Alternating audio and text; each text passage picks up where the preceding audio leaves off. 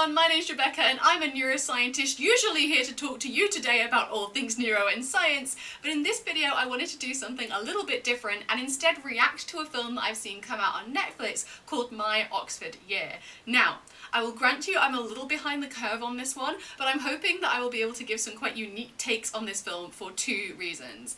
The first is that I was actually an Oxford student. I did both my undergraduate degree and my master's degree at the University of Oxford from 2018 to 2022. It was a 3-year undergraduate in experimental psychology and a 1-year master's in clinical neuroscience. And as of this year, I am actually a supervisor at the University of Cambridge. I'm literally doing my training this week to be able to supervise at the university in the coming year. So hopefully I'll be able to give some unique perspectives on this film, both from the perspective of being a student and from the perspective of being a supervisor. And we can use this as a guise to learn more about the lore of the wonderfully weird academic institutions of prestige and craziness that we call Oxford and Cambridge. Okay, let's jump right into it. I'm going to put my headphones in. I renewed my Netflix subscription for this, so it better be good. With ads. I'm not that rich. I'm a PhD student. Okay. Should have got some popcorn or something. Ooh, Cornell. Spicy. She's a high achiever. That is some systematic packing. I love that. Oh, and she already has a job lined up with the bank. Yeah, the banks are ruthless. They really do like us. Is that true? Is it true that Oxford graduates earn 25% more? I feel like all the academics must surely bring that down. Oh, yay, there's Oxford. Ah, wait. Go back. Which college is she at? Oh, I'm gonna have to Google this. Okay, while I'm Googling this, so if you're not familiar with this little quirk of Oxford and Cambridge, they are both what we call collegiate universities. So you have the overarching university, but then within that you're also a member of individual colleges. So when I was a student of the University of Oxford, but I was specifically a student in University College, Oxford. Just to really confuse things, yeah, you have the university, then you have the colleges, and you have one college called University College, just to really throw a spanner in the mix. So that was my college. We shortened it to Univ because no one's saying University College all the time. It was the oldest college in Oxford according to Wikipedia, so don't believe what anyone else says. Univ is the oldest college in Oxford. You have been trained. When people put in applications to Oxford and Cambridge, they can request particular colleges, or you can just put in an open application and say, I don't really care. I get some students come to me really stressed about that because it's obviously something a little different to when you apply to other universities. My main advice is don't sweat it. Most people really enjoy the college where they end up. They're all much for muchness. There's not huge differences between them in terms of the teaching you'll receive or anything like that. Purely go off vibes. That's how most people I think pick their colleges, is purely based on vibes. And there's no guarantee that you'll even get your first or second choice college anyway. So don't sweat too much. If you're making an Oxbridge application, don't sweat too much about the colleges. It's just like a fun little extra. And they all look really pretty. That's not true. They don't all look really pretty. If you want a pretty college, then Google them ahead of time. If that's your main priority. So I could take a year oh, myself, isn't it pretty? studying Victorian poetry. It never gets old. University of Oxford. A year to live your dream. My dream. This sounds really corny, but genuinely when I got to Oxford, like I said, I didn't think I'd get in Oxford. My interviews, when I went for my Oxford interviews, I was having chocolate and churros at the Christmas market, which if anyone knows me, the first thing that goes when I'm nervous is my appetite. I just stop eating, which is bad, don't do that. But the fact that I was eating chocolate and churros shows how completely relaxed I was at my Oxford interviews. And the reason was, genuinely, that I did not think I would get in. With 100% certainty, I was I didn't even think I'd get an interview. So the fact I get to come down here, talk to a bunch of academics, see all the pretty buildings, I was having the time of my life. And I genuinely think that's one of the reasons I got in, because I was just so chill and excited to be there. But that meant when I first got there, my first week at the University of Oxford, I was genuinely walking around. It was so surreal. It really was like living a dream. And I know that's corny, but it's true. It was really great fun. The whole thing's very stressful, okay? It's not exactly like a dream. It's a hell of a lot of stress at Oxford. It's super intense. But, yeah, it was really good. I really enjoyed it. Other people didn't, but I really enjoyed it. Oh, the frickin' stairs! This is the real struggle. You have to move out at the end of every Oxford term, okay? This is the other thing that I have to keep picking up my drink and then I start talking again. We're like 5 minutes in. I need to slow down. Okay, you have to move out at the end of every Oxford term, okay? The Oxford and Cambridge terms are super short. They are 8 weeks. You have 3 8-week terms in a year. They're super, super short, right? It's like less than half the year that you're actually there. This is like in undergraduate courses where, you know, you stick very strictly to term times. And you have to move in and out for each of those terms because they rent out the rooms to other people when you're not there. Which means that if you are going up and down those stairs like 6 times a year with all of your luggage, all of your clothes, your whole life is going up and down those stairs. Because these beautiful, lovely old buildings that are immaculate on the outside that you're like, oh, Oxford, none of them have lifts. None of them. Okay, some of them have lifts. Accessibility is getting more and more important, but most of them don't have lifts. These stairs were the bane of my existence. I was on the top floor in like a tower in my last year of my undergraduate degree. Oh, I had to go down 4 flights of stairs to shower. This is real. This is real.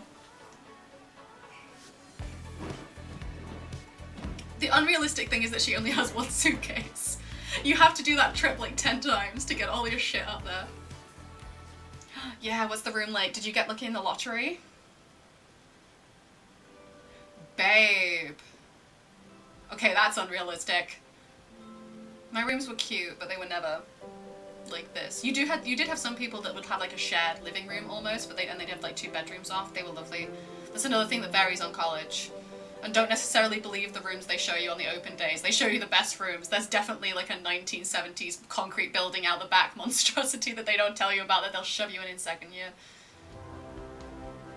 My college was literally on the high street, so this is a walk that I did a lot. And it never gets old. I don't think it ever gets old. Walking past all these old buildings. Oh, what's she got? Oh, she's got a little list. Wait. Go back. What's on your little list? Oh, fish and chips is top of the list. That's so cute. I love that so much. Bodleian Library. Yeah. I mean, yeah, but Bodleian Library is like saying, like putting University of Oxford. Like the Bodleian Library is everywhere over the university. Clarendon Building, Full English Breakfast, Punting, Ashmolean Museum. Hey, the Ashmolean and the Pitt Rivers Museum. The Pitt Rivers Museum in particular is really cool in Oxford. It's just a random collection of stuff. It's wonderfully chaotic. That's a good list. I approve of that list. It's a pretty good Oxford list. She's awake before her alarm. I could never. Oh, look, she's in her sub-fusk. Okay, hang on. Has she got it right? It looks like she has. Okay, so this outfit that she's wearing right now, she has her robe on, which is classic Oxbridge thing, but she's also wearing her sub-fusk, which is essentially the school uniform underneath. So like the white shirt, a bow or a bow tie, a little black ribbon, and then black skirt and black tights or black pants. And this is what we would wear. We wore it for matriculation, which is what she's doing right now, which is when you're like officially become a member of the University of Oxford. Cambridge has a similar thing. Then you also wear it for graduation, and you wear it for your exams. All of them. All the like official exams, you have to wear this getup. Okay? This in summer, not a cute look, okay? It's really hot, and this is like the undergrad and kind of master's gowns are okay because they're pretty wide, but the older you get and the more degrees you get, the gowns also get heavier, okay? So I would see everyone would walk into the exam halls, there are specific exam halls, everyone would walk into the exam halls with their robes, with their gowns, with the sub-fusk, and then everyone would get in and just start taking off the bow ties, like unbuttoning the shirts, the whole 9 yards. Everyone looked a mess in the exam halls, and then we'd leave again and have to put it all back right again so we looked good for the tourists.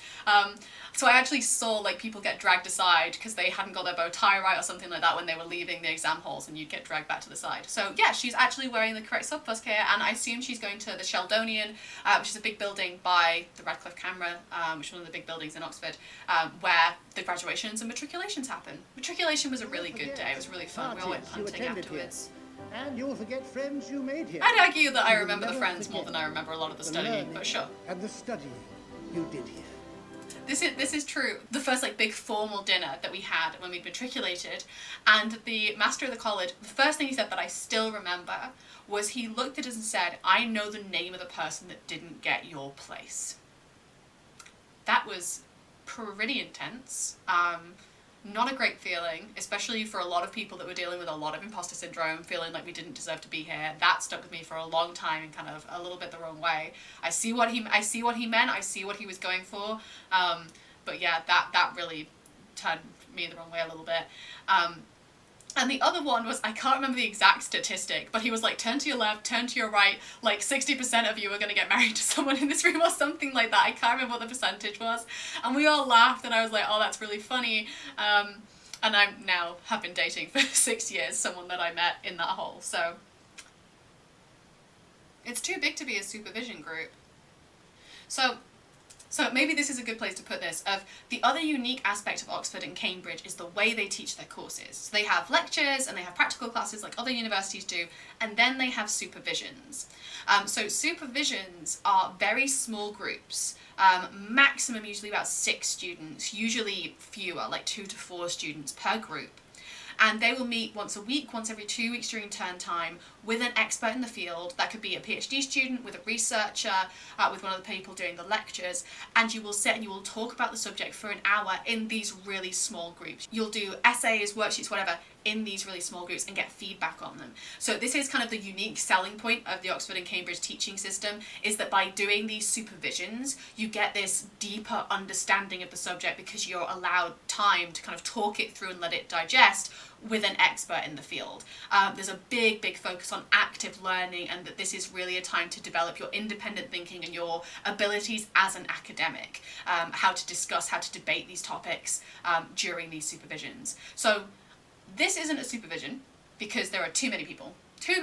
Like I say, usually I'd expect like 4 people on average in a supervision. This is more than that. If it's a lecture, it's a very small lecture, maybe because it's a master's course, so I assume this is some kind of seminar. Why she'd still in a sub-fusk, I don't know, but maybe we'll get an explanation for that.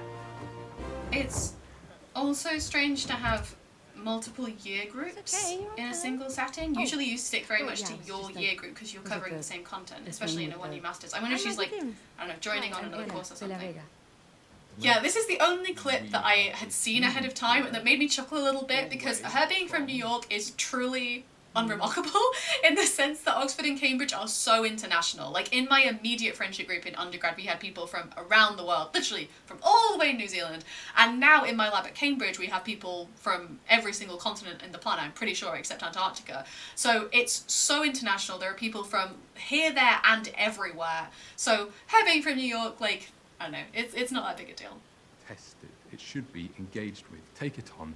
Allow I know it we had to to change your like life. cut to sessions So, that in were that vein, subtly I will related endeavour to to the teach themes you of the but film. one But thing what is in my this? class. What is this curriculum? Can anyone guess what it might be?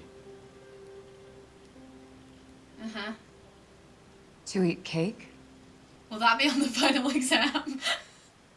This is, you're sat there and you're like, look dude, I appreciate the philosophy, but I've got an exam on Victorian poetry in 6 months and I need to pass because I paid a lot of money for this master's course. I don't think I'm engaging with this film on its own terms. Oh no, I've lost it.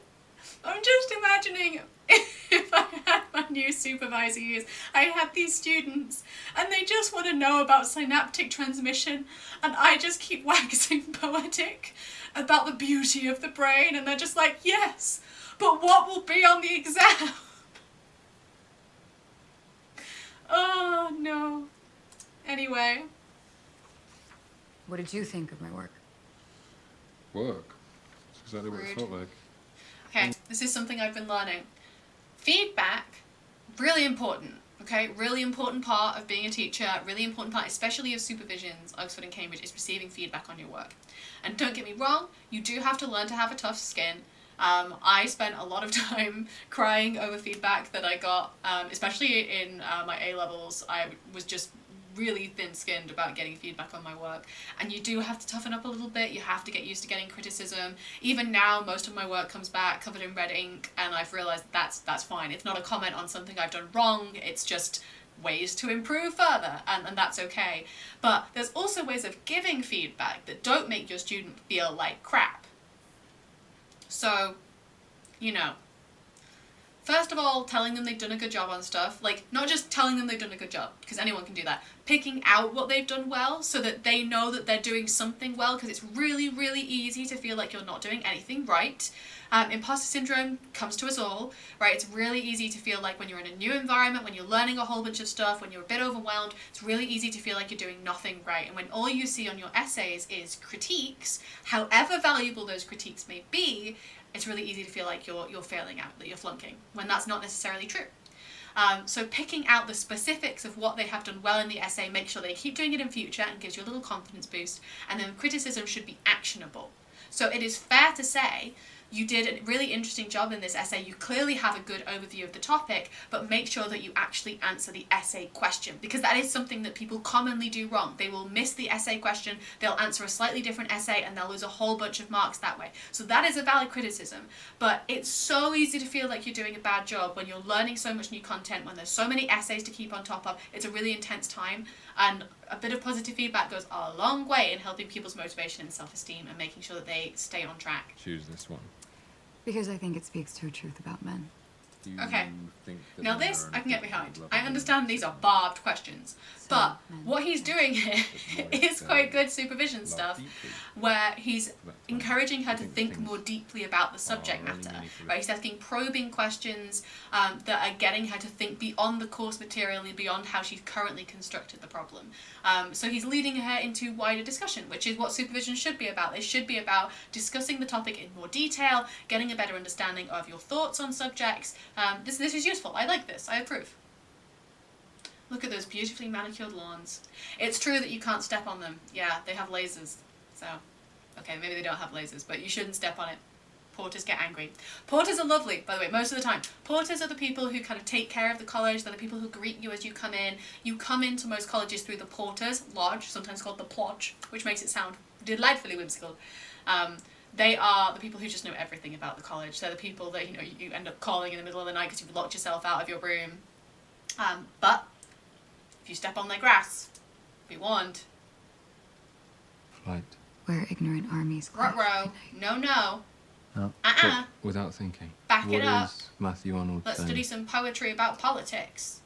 Again, this is a good exercise, right? It's if you have someone who is focusing on the minutiae of detail and missing the big picture, this is a good supervision exercise of saying, right, really quickly tell me what you think, give me your knee-jerk responses. That's fine. It's deep. This is the deeper learning thing. Just forget all the like weird romantic tension in the background, right? And this is a viable supervision. To our new friend Anna, Oxford is old. who's come Oxford is older than 3,408 Cambridge miles by a for few hundred years. So it's actually kind of 929-year-old education. people from Oxford that went to set up the University of Cambridge, and that's where the whole like rivalry thing comes in. Nobody actually takes the rivalry that seriously. I joke about the fact that when I came to Cambridge, I either saw the light or became a traitor. But yeah, nobody actually cares. Again, not a novelty. She is from the United States of America. There are people from Oxford, not shown in this, there are people at Oxford and Cambridge from around the world. She is not a novelty. It is an incredibly international environment. If you're an international student watching this, like, I don't want to be all on my own, look how much fun they're making of the American girl. No, people will not be, like, shocked that you're from another country. Like, half the people that, in fact, I'm going to look it up. How many people at Oxford and Cambridge are international students? Yeah, so at Cambridge, about a quarter of the undergraduate students and 50%, half of the postgraduate students are international. And at Oxford, yeah, about the same. So, like, 1 in 4 of these people should be from a different country. She is not a novelty. Yeah, like, you crashed and burned. This is what happens when you're a pedant. Hey, Miss Mexico. He did not just say that. Miss Diversity Quota. Oh, I nearly swore. Okay, no. Cross the line. Okay. Like, I hope she gives it to him. Do you have something to say? Get your hand off her. We all know you're here to make up the numbers, and I will forgive you for taking the place of someone. Oh my god. Oh my god. I did not expect this level of political commentary in this film. People do think like this. People do think like this. I read an article literally a week ago that said this.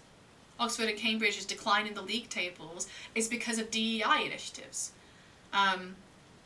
And I think the misconception with this, right, I've never seen it explained better than if you're running a race and everyone is starting from the same point, then absolutely, everyone should be measured by the same distance, by how far they run and how quick they run. But the problem is that in real life, everyone is not starting from the same point. Some people are starting 10 yards off the finish line, okay? Some people are starting all the way up in the back. And so what we are doing by adding context and DEI into these equations is trying to get everyone closer to a fair comparison. Because if you're telling me that a student from, for example, a school that doesn't do particularly well in the league tables, that maybe they don't get a lot of students who get high grades, and comparing that to someone who went to private school where everyone gets A stars and A's, and both of those students got an A, are you really telling me that those should be considered equal? The grade's equal, sure, but the context is very different, and the context matters, and you deserve that space just as much as anyone else does. Fight for it. It's one of the best pieces of advice I've been given. You never talk yourself out of rooms you deserve to be in. Don't let the imposter syndrome get you down, because it will try and convince you that you don't deserve to be in these kind of places, and you do. You 100% do. One of the first things someone said to me when I got my place at Oxford was, there's the northern quotient filled? And it does my head in. Whenever I have students come down, I really try and stress to them that you deserve to be in places like this. You deserve to be here. 100%. Don't let people like this get you down, because they don't know what they're talking about. And to be clear, I realise I did go on a bit of a rant there. I'm not saying that the person who was privately educated who got an A shouldn't be considered for a place at Oxford. Obviously they should. It's just all about that context. Finding the best people is not the same as finding people with the highest grades. Grades help, but it's not the whole story.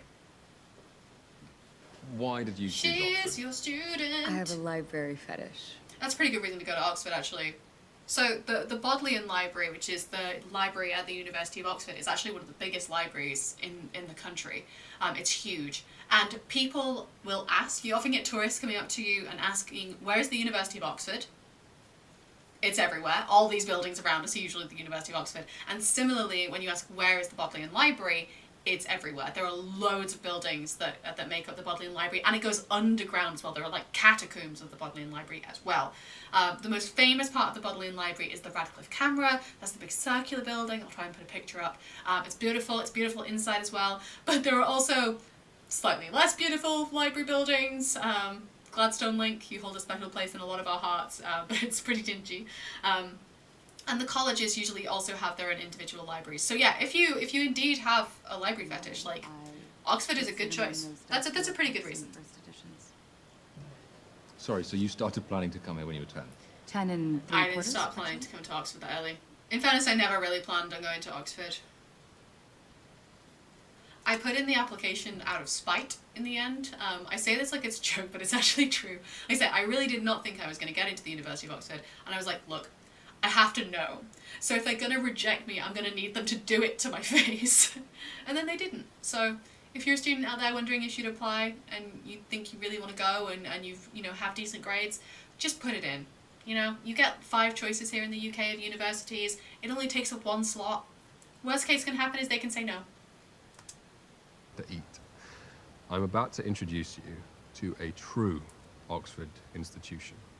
Is it Ahmed's? Tell me it's Ahmed's Kebab Van. Oh my gosh, yes! Is it actually Ahmed's? No, it's not Ahmed's. It's some subpar kebab van. Thank you. I literally, this is true. I came back to my college, to Univ, for a ball. They do balls.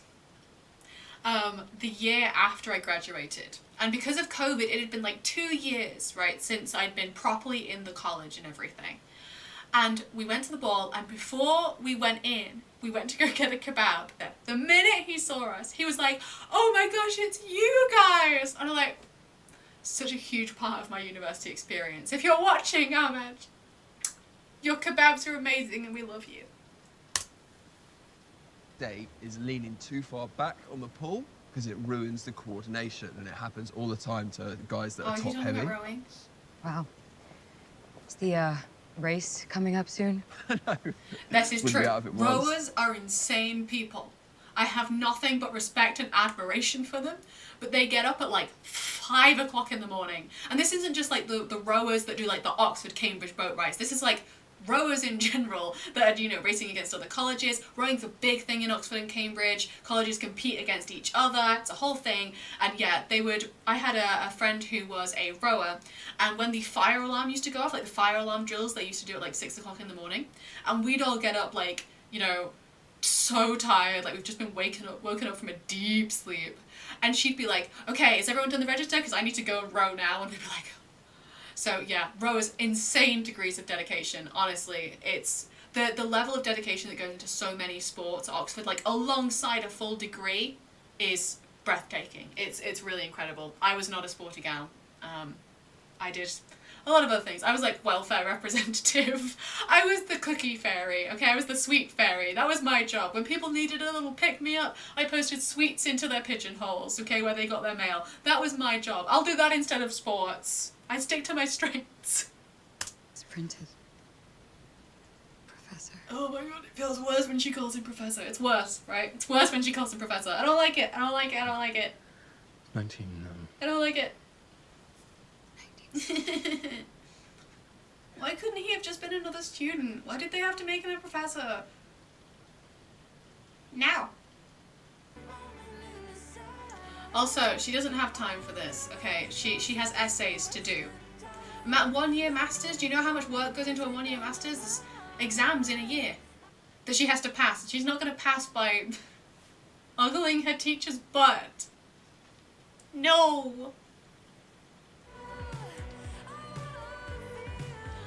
I think I've rehearsed in that chapel. I have a memory. I was in the Gilbert and Sullivan Society at Oxford for a few years. Gilbert and Sullivan are operas, kind of light operas, operettas. And the first show I ever did was Iolanthe, and I was a fairy. And we practiced in a chapel, and we did the dress rehearsal in a chapel, but there was nowhere to get changed. So we ended up hiding in the organ in the organ loft, changing into these little fairy corsets and wings, which was one of those moments you look at your life and go, what is happening? There's lots of clubs and societies to get involved with at Oxford and Cambridge. There's like the tea drinking society, the hill walking society, Harry Potter Doctor Who societies. There really is something for everyone. So if sports isn't your game, you know, you don't want to do the choir, there's so much theatre, there's such high quality theatre that goes on, and yeah, just about everything, every society you can think of, including societies for different countries, people from different countries and stuff like that. Yeah, it's really great fun. And different subjects. There's like law society and this kind of thing. Law society is the one that everyone recommends joining because they give out a bunch of free stuff. But yeah, so there's a lot of ways to find your people, I think, at Oxford and Cambridge with the societies. Okay, so this is the other thing with Oxford and Cambridge. Okay, because the terms are so short, right, there's 8-week terms, it means that you are not at university anywhere near Christmas, right? You usually leave late November, early December to go home. And because of this, because students still want to celebrate Christmas with each other, you have Oxmas. And Bridgemas, I think it is in Cambridge. And Oxmas is essentially, it moved a month early on November 25th, and students in Oxford will celebrate Christmas to greater or lesser extents with their friends. Me and my friends always went pretty out there for Oxmas. We would don our Oxmas jumpers, which had like a gingerbread version of the Radcliffe camera on it when I did it. We'd do a little secret Santa for each other, we'd have a party. 1 year we went to get chocolate and churros on the roof of a shopping centre that had just opened. And we always made a big deal of it. There was an Oxmas formal as well, so you could celebrate with your friends. And yeah, that's just one of those really sweet traditions that comes about from the very unique environment that you're in when you're at Oxford and Cambridge. Is you find these little ways to connect with people in the very short space of time that you're actually there. It's very intense. It is living life, as he keeps going on about. You know, they always show, like, the big parties in these things. Do you know what they don't show? The tortoise race. There is a tortoise race annually in Oxford between the tortoises of all the different colleges. Ours was called Percy because one of our alumni was Percy Shelley. We got t-shirts. If your college doesn't have a tortoise, fear not. You can enter a person into the tortoise race, but instead of racing against the other tortoises, they have to eat a full head of lettuce. So, they've never showed the weird parts of Oxford like that. The tortoise races, the clocks going out back in Merton College. The weird, there's some weird stuff as well. Slightly culty in places. That is good. Where is Cecilia? Ah, they're doing graduation! Yay! I love it when you can see all the different colours, different people's robes for like different degrees, ceremonies, even different subjects have slightly different robes as well. I got a fluffy hood for my undergraduate degree, and then I got like a blue and silver one for my Masters of Science. The fluffy one was the best one. We haven't seen any of them studying. So the most unrealistic part of this is that you haven't seen any of them do any real studying, which is 80-90% of what life is actually in Oxford. You have, you know, I had like 4 to 6, I think I had 7 or 8 lectures a week at one point. And then you have essays, you know, due every week, and problem sheets due every week, practical classes, and you're learning just so much new content, you know, as everyone is at university. So that's the unrealistic bit that they haven't shown you, is all the studying they did to supposedly earn these degrees. Because I'm telling you now, waxing poetic about a random poem is not going to cut it for an Oxford exam. Even one about poetry. Okay, well, they've left Oxford, so I'm going to stop there before it gets too sad. To be clear, I will watch the end of the movie. Overall, it wasn't a bad, you know, depiction of Oxford, other than obviously the student-teacher relationship, which we're not even gonna touch because no. But it was really nice to see like some of the little bits and pieces of Oxford that I got to experience, like the balls, like punting. I still think they should have had more tortoise races in, and even addressing some of the like broader questions around, like, I thought the scene where, you know, he was accusing her of just essentially, you know, not deserving to be there, was really unexpected actually, and something that I do think should be talked about more. The one thing I maintain is her being an American student and then really fixating on that, I really don't think would have been that big of a deal. Like I say, Oxford is a very international community full of people.